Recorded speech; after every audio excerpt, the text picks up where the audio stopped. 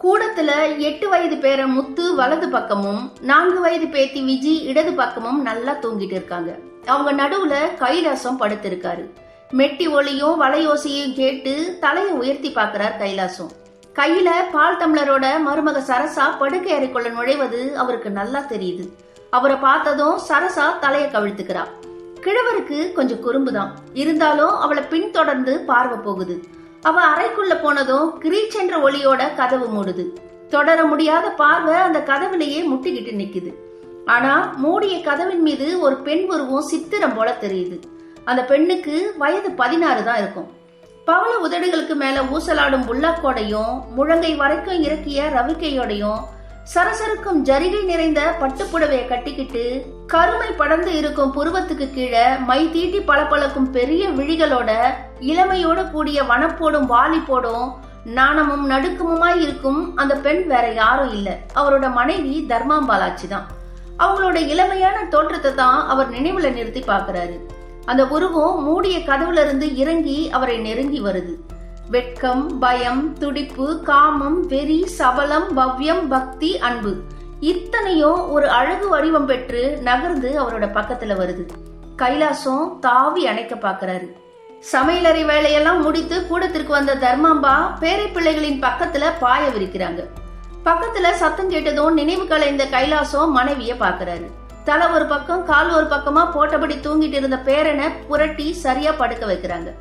பிள்ளையா லட்சணமா இல்லாம பகலெல்லாம் ஆடுன்னு ஆடுறது, ராவுல பிறக்கனையே இல்லாம அடிச்சு போட்டாபல தூங்குறது, என்ன ஆட்டம் என்ன குதிப்பு அப்படின்னு அழுத்து கொண்டே பேரனின் முதுகை தடவி கொடுக்கறாங்க.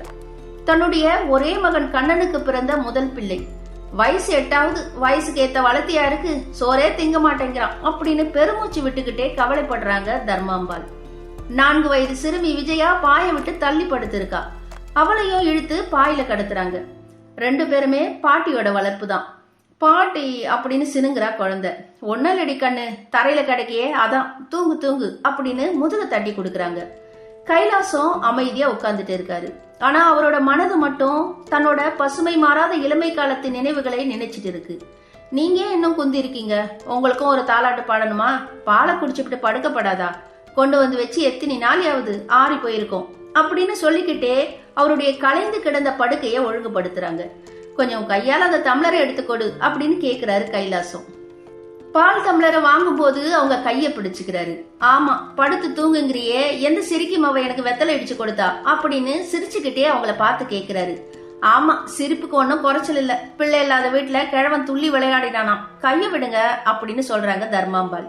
யாரடி கிழவன், நானா அப்படின்னு சொல்லிட்டு அவங்க கண்ணத்தை தட்டுறாரு. இல்ல, இப்பதான் 17 முடிஞ்சு 18 தொடங்குது, பொண்ணு ஒண்ணு பாக்கவா? எதுக்கு, அதான் நீ இருக்கியே அப்படின்னு சொல்லிட்டு அவங்க முந்தானையை பிடித்து இழுக்கிறாரு. ஐயா என்ன இது அப்படின்னு சொல்றாங்க தர்மாம்பாள். மறுபடியும் சிரிக்கிறாரு. கிழவர் பொல்லாதவர். பால் குடிச்சதும் உடல் முழுக்க வேர்க்குது, உடம்ப துண்டால தொடச்சுக்கிட்டு ஒரே புழுக்கமா இருக்கு, அந்த பாயை கொண்டு போய் முத்தத்துல வரி, நான் வெத்தலை பட்டியை எடுத்துட்டு வாரேன் அப்படின்னு சொல்லிட்டு எழுந்துக்கிறாரு. தர்மாம்பாள் பாயை சுருட்டி எடுத்துக்கொண்டு கூடத்து விளக்கை அணைக்கிறாங்க. முற்றத்துல நிலா வெளிச்சம் பளிர்னு வீசுது. பாயை உதறி போட்டுட்டு என்னமா காத்து வருது அப்படின்னு சொல்லிட்டு காலை நீட்டி போட்டு உட்கார்றாங்க. மேலா கை எடுத்து முன் கையிலும் கழுத்துல இருந்த வியர்வைய தொடச்சுக்கிறாங்க. ரவிக்கையின் பித்தான கழட்டி விட்டுட்டு முதுகு புறத்தை உயர்த்தி கையில் இருந்த காம்பினால பின்புறத்தை சொரிஞ்சுக்கிறாங்க. வெற்றிலை பெட்டியை எடுத்து வந்த கைலாசம் மனைவியின் பக்கத்துல உட்கார்ந்துக்கிறாரு. நிலவு இருக்கிற வான்வெளிய வெறித்து பாக்குறாரு. அந்த ஆகாய வெளியில மிதந்து போகிற மேகங்கள் எல்லாம் நிலவின் பக்கத்துல வரும்போது ரொம்ப வெளிச்சமா தெரியுது. ஆனா அந்த நிலவை விட்டு விலகி செல்லும் போது ஏதோ நிழல் படலம் போல காட்சி அளிக்குது. இந்த நிலவொளியில, ஆமாம் இதே நிலவொளியில்தான் காலம் எத்தனை ஆனா என்ன, நிலவு ஒண்ணுதானே. தன்னோட பாட்டி மடியில அமர்ந்து கதை கேட்டுக்கொண்டே பால் சோறு உண்ட பருவம் முதல் தனக்கு வாய்த்த அருமை மனைவி தர்மாம்பாளின் மடியில் தலை சாய்த்து இன்ப கனவுகளில் மயங்கியபடியே தாம்பூலம் வாங்கி கொண்டதெல்லாம், அந்த நிகழ்ச்சிகள் எல்லாம் நிலவில் படிந்த மேகங்கள் ஒளி பெறுவது போல அவரோட நினைவுல வந்து ஜொலிக்குது. அதுக்கப்புறம் விலகி போற மேகம் போல தன்னுடைய நினைவுகளும் மறைந்து போகுது. இந்த வார்த்தைகளை JK இப்படி எழுதுகிறார். அதை நான் அப்படியே உங்களுக்கு படிச்சு காட்டுறேன். மேகம் எங்கே, எங்கோ இருக்கும் நிலவு எங்கே, நினைவு எங்கே, இப்பொழுது நாம் இருக்கும் நிலை எங்கே, நினைத்தால்தான் நினைவா, நினைக்காத போது நினைவுகள் எங்கே இருக்கின்றன, நினைவு ஏன் பிறக்கிறது, எப்படி பிறக்கிறது, நினைவு அப்படியென்றால் நினைப்பதெல்லாம் நடந்தவைதானா? நடக்காதவற்றை நினைப்பதில்லையா? நினைப்பு என்பது முழுக்கவும் பொய்யா? பொய்யை, ஆசைகளை, அர்த்தமற்ற கற்பனைகளை, அசட்டு கற்பனைகளை நினைத்து நினைத்து நினைவு என்ற நினைப்பிலேயே நிசமாவதில்லையா? இப்படித்தான் அவர் எழுதுறாரு. இப்படியெல்லாம் நினைக்கிறாரு கைலாசம். இரவின் அந்த நிசப்தத்துல தர்மாம்பாள் தன்னுடைய கையில இருந்த பாக்கு வெட்டியில பாக்க வெட்டுற அந்த சத்தத்தை கேட்டு நினைவுக்கு திரும்பி தன்னோட மனைவியை பார்க்கிறாரு. அவங்கள பார்க்கும்போது தன்னையே பாக்குற மாதிரி உணர்றாரு. உள்ளங்கையில வைத்திருந்த வெற்றிலையில உறைந்து போயிருந்த சுண்ணாம்ப சுரண்டி வச்சு அதோட பாக்கையும் சேர்த்து இரும்பு உரல்ல போட்டு இடிக்கிறாங்க தர்மாம்பாள். கைலாசத்தோட நாவு பற்கள் இருந்த இடத்தை தொழாவுது. எனக்கு எப்பவுமே பல்லு கொஞ்சம் பலகீனம்தான் அப்படின்னு நினைச்சுக்கிறாரு. உடம்ப ஒரு முறை தடவி பாக்குறாரு. முண்டாவையும் புஜங்களையும் திருகி கைகளை உதறி சொடக்கு விட்டு கொள்றாரு. ரோமம் நிறைந்த நெஞ்சிலையும் கைகள்லையும் சருமம் கொஞ்சம் தளர்ந்து இருந்தாலும் தசை மடிப்புகள் உருண்டு தெரியுது. கைலாசம் உண்மையிலேயே திடகாத்திரமான மனிதர் தான். உடம்புல அசுர வலு இருந்த காலமும் உண்டு. இப்போது நிச்சயம் ஆள் வலுவும் உண்டு. போன வருஷம்தான் 60ஆம் கல்யாணம் முடிஞ்சது. தர்மாம்பாளுக்கு வயது 50க்கும் மேல 60க்கு உள்ள. அவங்களுக்கு மூங்கில் குச்சி போல நல்ல வலுவான உடம்பு தான். ஒல்லியா இருந்தாலும் நல்ல உரம் உள்ள உடம்பு. இல்லனா ஏறத்தாழ 45 வருஷமா அந்த உடம்புக்கு ஈடு கொடுக்க முடியுமா? தர்மாம்பாளின் தோலை தொடுகிறார் கைலாசம். என்ன கொஞ்சறீங்க, வெற்றிலைய போட்டுக்கிட்டு படுங்க அப்படின்னு சொல்லிட்டு இடித்து நசுக்கிய வெற்றிலை சாய்ந்த அவரது உள்ளங்கையில வைக்கிறாங்க. மீதிய வாயிலிட்டு குதப்பி ஒதுக்கிக்கிறாங்க. தர்மாம்பாளுக்கு பற்கள் இருக்கு. ஆனாலும் புருஷனுக்காக இடிக்கிறதுல கொஞ்சம் எடுத்து தானும் போட்டுக்கொள்வதில் ஒரு திருப்தி அவங்களுக்கு. 6 வருஷமா இப்படிதான் நடக்குது. அவங்க 2 பேருக்குமே ஒரு சிறு மனத்தாங்கல் கூட இது வரைக்கும் வந்தது கிடையாது. ஒரே நிசப்தமா இருக்கு. அறைக்குள்ள இருந்து வளையல் கலகலப்பும் கட்டிலின் கிரீச்சொலியும் கேக்குது. எங்கோ ஒரு பறவை சிறகுகளை படபடன்னு சிலுப்பிக் கொள்ளும் சத்தம் கேக்குது. அதை தொடர்ந்து வௌவால் ஒன்று முற்றத்தில் தெரிந்த வானவெளியில குறுக்காக பறந்து ஓடுது. முற்றத்துல ஒரு பகுதி இருண்டு இருக்கு. அவங்க படுத்திருந்த இடத்துல நில ஒளிக்கு திரையிட்டு நிழல் மறைத்திருந்தது. தர்மாம்பாள் தொண்டைக்குள் கலகலவென்று இளமை திரும்பி விட்டது மாதிரி சத்தம் இல்லாம சிரிக்கிறாங்க. கிழவரின் அகண்ட மார்பில் அவங்க முகம் மறையுது. பொன் காப்பிட்ட அவங்களோட 2 கைகளும் கிழவரின் முதுகில் பிரகாசிக்குது. இருளோ நிலவோ இரவோ பகலோ இளமையோ முதுமையோ எல்லாவற்றையும் கடந்ததுதானே இன்பம். ஆம், அது இன்பம் மனதில் இருப்பது. இருந்தால் எந்த நிலைக்கும் எந்த காலத்துக்கும் யாருக்கும் அது ஏற்றதாகத்தான் இருக்கும். தர்மாம்பாளும் கைலாசமும் மனதில் குறைவற்ற இன்பமுடையவர்கள். வயதை பற்றி என்ன? கைலாசம் நிலா வெளிச்சத்துல பாயை இழுத்து போட்டுக்கொண்டு இரும்பொருள்ல வெற்றிலை அடிக்கிறாரு. அவரோட பக்கத்துல தர்மாம்பாள் படுத்திருக்காங்க. அரை தூக்க மயக்கத்துல படுத்திருக்காங்க. இன்னும் நீங்க படுக்கலையா அப்படின்னு கேக்குறாங்க தர்மாம்பாள். நீ வெத்தலை போடுறியான்னு கேக்குறாரு கைலாசம். அந்த தூண் ஓரமா செம்புல தண்ணி வச்ச, கொஞ்சம் கொண்டு வந்து தாரீங்களா, நாக்கு வரட்டுது அப்படின்னு சொல்லிட்டு தொண்டையில எச்சில கூட்டி விழுங்குறாங்க. எனக்கும் குடிக்கணும் அப்படின்னு சொல்லிட்டு எழுந்து போய் தண்ணீரை குடித்து விட்டு மீதத்தை கொண்டு வராரு. அவர் வரும்போது நிலா ஒளியில அந்த திடகாத்திரமான உருவத்தை கண்ட தர்மாம்பாளின் மனம் வாலிப கோலம் பூண்டு அந்த அழகுல லைத்து கிறங்கி வசம் எழுந்து சொக்குது. அவர் பக்கத்துல வந்து உட்கார்ந்துக்கிறாரு. தாகம் தீர தண்ணீரை குடித்த தர்மாம்பாள் ஆழ்ந்த பெருமூச்சு ஒன்றை விட்டு கொண்டே அவர் மேல சாஞ்சிக்கிறாங்க. வலிமை மிகுந்த அவருடைய கரத்தை லேசா வருடுறாங்க. அவங்களுக்கு சிரிப்பு வருது. சிரிக்கிறாங்க. என்னடி சிரிக்கிற அப்படின்னு கேக்குறாரு. ஒண்ணும் இல்ல, இந்த கிழங்கு அடிக்கிற கூத்த யாராவது பார்த்தா சிரிப்பாங்களேன்னு நினைச்சேன். அவர் கண்டிப்பது போல அவங்களுடைய தலையில தட்டுறாரு. யாரடி கிழம்? கைலாசம் சிரிக்கிறாரு. அவங்களும் சிரிக்கிறாங்க. தர்மாம்பாள் எழுந்து உட்கார்ந்து இன்னொரு முறை வெற்றிலையை போட்டுக்கிறாங்க. அவங்க பார்வை கவிழ்ந்தே இருக்கு. கிழவர் தர்மாம்பாளின் முகத்தை தடவி கொடுக்கிறார். அவங்க விழிகளை உயர்த்தி பாக்குறாங்க. அவர் அவங்களோட விழிகளுக்குள்ளே பார்த்தவாறு சிரிக்கிறார். சி, நீங்க ரொம்ப மோசம் என்று வெட்கத்தோட கண்டிக்கும் குரலில் சினுங்குறாங்க தர்மாம்பாள். அனுபவித்த சந்தோஷத்தால் காரணமற்ற சிரிப்பு பொத்து கொண்டு வந்தது. கிழவருக்கு பெருமை தாங்கல. அவங்க கிட்ட ஏதாவது வேடிக்கை பேசி விளையாட தோன்றியது அவருக்கு. உள்ளங்கையில புகையிலை வச்சு கசக்கியபடியே தனக்குள்ள மெல்ல சிரிச்சுக்கிறாரு. அந்த காலத்துல நான் அடிச்ச கூத்தெல்லாம் உனக்கு எங்க தெரிய போகுது அப்படின்னு சொல்லிட்டு தலைய அண்ணாந்து புகையிலைய வாயில போட்டுக்கிறாரு. ஏன் சீமைக்கா போயிருந்தீங்க அப்படின்னு கேக்குறாங்க தர்மாம்பாள். தர்மு, உனக்கு தெரியாது, நீ எப்பவும் குழந்தைதான். உங்ககிட்ட அப்ப நான் சொன்னதே இல்லை, இப்ப சொன்னா என்ன? கைலாசம் கொஞ்சம் தள்ளி போய் சாக்கடையில எச்சில் துப்பிட்டு வராரு. நம்ம சந்நிதி தெரு கோமதி இருந்தாலே உனக்கு ஞாபகம் இருக்கா அப்படின்னு கேக்குறாரு.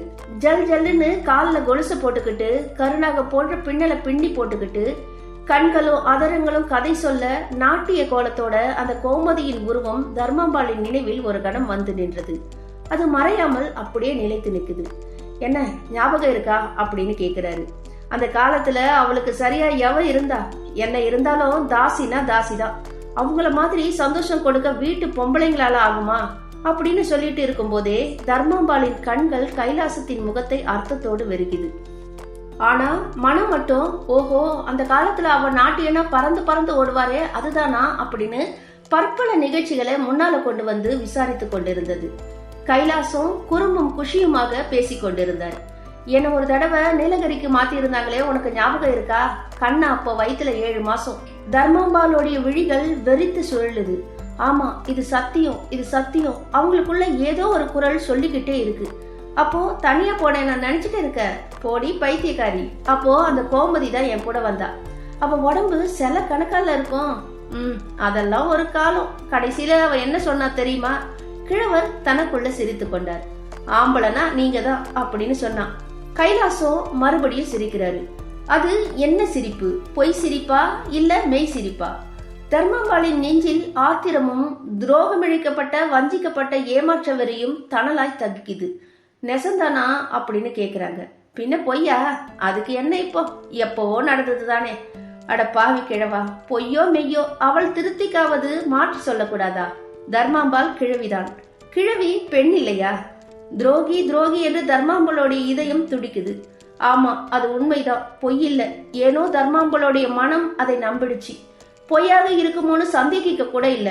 அதெல்லாம் தாம்பத்திய ரகசியம். விருட்டுன்னு எழுந்து தட்டு தடுமாறி நடந்து போய் கூடத்துல இருள விழுறாங்க தர்மாம்பாள். அடடே தர்ம, கோச்சுக்கிட்டியா? பைத்தியக்காரி பைத்தியக்காரி என்று விளையாட்டாக சிரித்து கொண்டே பாயில் துண்டை விரித்து படுத்தார் கைலாசம். விளையாட்டா? அது விளையாட்டா? கிழவரின் நாக்கில் சனி அல்லவா விளையாடி இருக்கிறது. மணி 12 அடித்தது. கிழவர் தூங்கி போனார். தர்மாம்பாள் தூங்கவில்லை. மறுநாள் என்ன? மறுநாளில் இருந்து வாழ்நாள் வரைக்கும் அவருக்கு அவங்க கையால காப்பி கொடுக்கறது இல்ல, பல் துளக்க குளிக்க வெந்நீர் கொடுக்கறது இல்ல, முதுகு தேய்க்கிறது இல்ல, சோறு படைக்கிறது இல்ல, வெற்றிலை பாக்கு இடித்து கொடுப்பதில்லை. பாவம் கிழவர் அனாதை சிசுவை போல தவிக்கிறாரு. அவங்கள பொறுத்தவரை கைலாசம் என்ற ஒரு பிறவியே இல்லாத மாதிரி, அப்படி ஒருவருக்கு தான் வாழ்க்கை படாதது மாதிரி நடந்து கொள்றாங்க. அவரோட மட்டும் இல்ல, வேற யார் கூடவும் அவங்க ஒரு வார்த்தை கூட பேசுறதே இல்ல. மகனும் மருமகளும் துருவி துருவி அவங்கள விசாரிக்கிறாங்க. அதுக்கு மௌனம் தான் பதில்.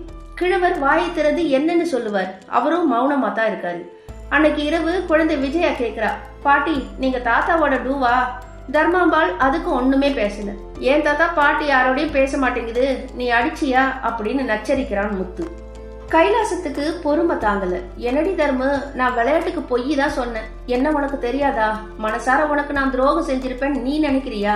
இவ்வளவு காலம் என்னோட வாழ்ந்து என்னை பத்தி புரிஞ்சுக்கிட்டது அவ்வளவுதானா அப்படின்னு கெஞ்சிறாரு கைலாசம். சீ, வாழ்ந்தேனா? ஐயோ என் வாழ்வே, வாழ்ந்ததான் நினைச்சு ஏமாந்து போனேன். இத கூட அவங்க வெளியில சொல்லல, மனசுக்குள்ளேயே நினைச்சுக்கிறாங்க. குழந்தைகள் தூங்கிடுறாங்க. அவரு அன்னைக்கு தானாகவே வெற்றிலை எடுத்து போட்டுக்கிறாரு. தர்மாம்பாளுடைய பக்கத்துல போய் உட்கார்ந்துகிட்டு அவங்க தலைய வருடிக்கிட்டே, தர்மு என்ன நீ நம்பலையா அப்படின்னு கேக்குறாரு. அடிப்பட்ட மிருகம் போல உசுப்பி கொண்டு நகர்ந்து அவங்களுடைய உடம்பு துடித்து பதறுது. சீ என்று அருவருப்புடன் உருமுறாங்க. தொட்டிங்கன்னா கூச்சல் போட்டு சிரிக்க அடிச்சிடுவேன் அப்படின்னு சொல்றாங்க. அவங்களுடைய மூச்சு இழைக்குது, உடல் முழுக்க வேர்த்து நடுங்குது. அப்படியே அவர்கிட்ட அவங்க பேசினது அதுதான் முதல் முறை. அவரும் திகைத்து போறாரு. கிழவர் மனம் குமுறி எழுந்து நடக்கிறாரு. என்ன போய் சந்தேகிக்கிறாளே அப்படின்னு நினைத்த போது மனதுல என்னவோ அடைத்து கண்கள் கலங்குது.